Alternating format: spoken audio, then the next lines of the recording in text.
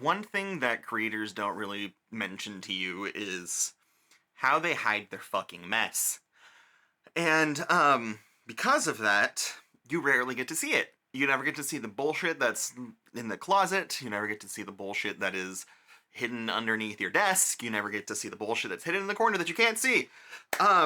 So, you know what? I thought, I need to clean out my closet and clean up my office. And what better way to do it than create content? Because, you know what? Why not? So here we go.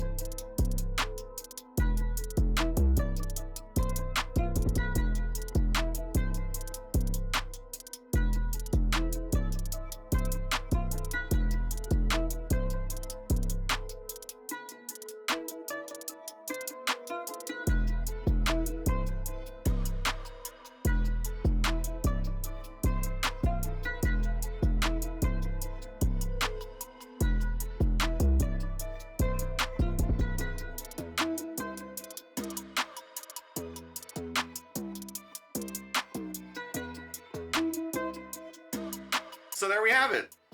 I cleaned. It's nicer, it's better. As you can see that it's definitely more organized. And, I guess this is just proof that, you know, anything's fucking content. You can absolutely use anything as content. And, yeah.